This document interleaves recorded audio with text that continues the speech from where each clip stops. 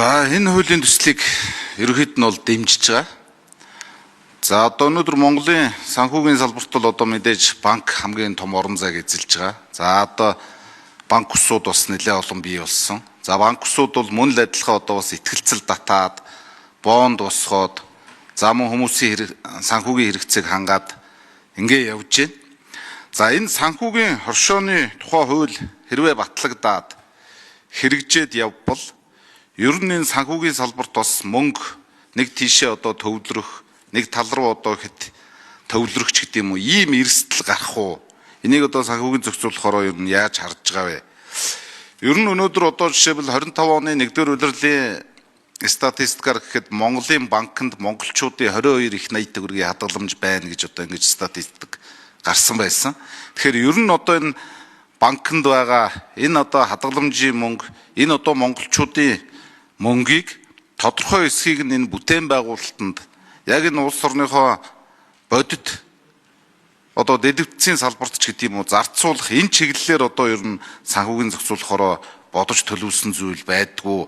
Тэгэхгүй бол одоо магадгүй энэ санхүүгийн хоршооны тухай хууль хэрэгжснээр санхүүгийн үйлчилгээ ойртоод одоо иргэдэд нэг талдаа одоо иргэдэд тийм хүндрэлж хэрэгдэлгүй хурдан шуурхай найдвартай байдал бий болох ч гэлээ нөгөө талд нь ийм хэрэглээг дэмжсэн хэрэглээний эдийн засгийг улам одоо өхүүлэн дэмжсэн ийм зүйл болчихгүй юу? Тэгэхээр одоо яг энэ санхүүгийн хоршооны тухай хууль хэрвээ батлагдвал ямар эрсдэл байх вэ? Мөн одоо бүтээн байгуулалтанд энэ тодорхой хэсгийг нь бүр чиглүүлж зааж өгөх ийм зүйл байх уу гэдэг ийм асуултыг асууя.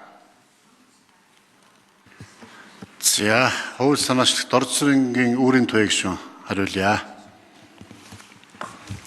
За, Осойр гишүүний асуултанд хариулъя. За, өнөөдөр бол хадгалам зээлийн хоршоо нэртэйгээр үйл ажиллагаа явуулж байгаа энэ хоршоод маань гишүүддээ үйлчлэх ийм чиг үүрэгтэй ашигын төлөө бус хуулийн этгээдийн хэлбэрээр үйл ажиллагаа явуулж байгаа. Зөвхөн зээл хадгаламжийн үйл ажиллагаа явуулж байгаа гэсэн үг. Энэхүү хуулийн төсөл батлагдсанараа хадгалам зээлийн хоршоод дахиад 3 чиглэлээр үйл ажиллагаа явуулах боломжийг олгохоор хуулийн төсөл тусгасан баг. Санхүүгийн түрээсийн үйлчлэлээ, даатгалын зуулчлалын үйлчлэлээ зэрэг.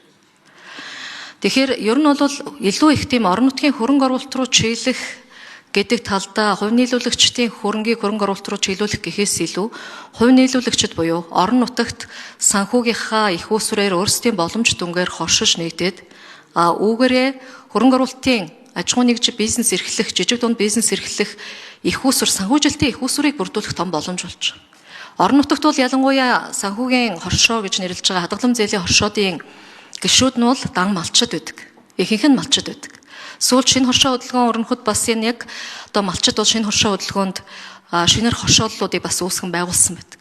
Тэгэхээр цаашдаа төрийн зүгээс хоршоодод ямар нэгэн байдлаар хөдөлмөрөөрөө оршиж байгаа газар тариалангийн юм уу, малчтын оршоонд юм уу, ямар нэгэн дэмжлэг олохгүйгээр санхүүгийн оршоодынхаа үйл ажиллагаатай уялдуулаад өөрсдийнхөө дундаас босгосон хувь нийлүүлсэн хөрөнгөөрөө үйл ажиллагаа эрхлэх боломжийн дэмжих санхүүгийн нэг хөшүүрэг анхан шатны институцийн үйл ажиллагааг хууль эрхцэн хүрээнд өргөжүүлж дэмжиж өгж байгаа хэлбэр юм байна.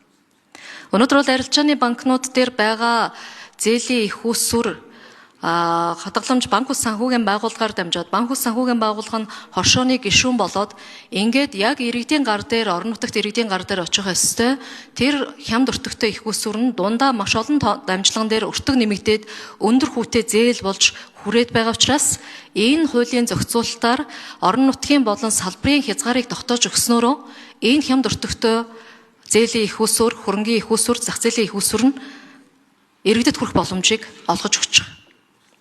Тэгээ энэ бол илүү их тэр эдийн засгийг тэлэх, эдийн засгийн өсөлт өрөх бүрт орох энэ бодлогыг одоо хэрэгжүүлэхэд бол хамгийн хөшөөрөхтэй, хамгийн суур одоо хууль юм а гэж бид бас үзэж байгаа гэдгээ хэлье.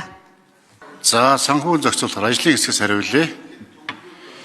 Жамба Замц дарга 4-р микрофон. За, Осойр гишүүний асуултанд нэмэлт тодруулга өгье. Ер нь эрсдлээ юу гэж тооцож байгаа вэ? Эрсдэлтэй санхүүгийн институт зүү гэж асууж байна. Ерөнхийдөө санхүүгийн оршоо бол хамтын удирдлагатай гишүүдтэй зөвхөн үйлчлдэг ашигын төлөө бус гэдэг ийм онцлогтой. Тэгээд бүх гишүүдийн хурлаас томилогдсон хяналтын зөвлөл, дотоод хяналтын үйл ажиллагааг явуулна. За түүн дээр нэмээд одоо хөндлөнгийн аудитын байгууллага санхүүгийн аудитыг хийн. За дээвэр хадгалам зээлийн хоршооныхон гишүүн, дээвэр хоршооны одоо төв хоршооны гишүүн учраас гишүүд үйл ажиллагаанд бол хяналттай байна. За санхүүгийн зохицуулах хороо одоо хууль заасан чигүүргийн хүрээнд санхүүгийн одоо зохистой харьцаа, төлбөрийн чадвар зэрэг ийм санхүүгийн үзүүлэлтүүдээр бол хяналттай байдаг. Ингээд явна. За энэ хуулийн төслийн одоо төсөлд тусгагдсанаар одоо албадлагын олон арга хэмжээнүүдийг бол санхүүгийн зохицуулах хорооноос авах. Одоо нөхцөлд удирдлага хийх, за тодорхой одоо албадлагын үйл ажиллагаа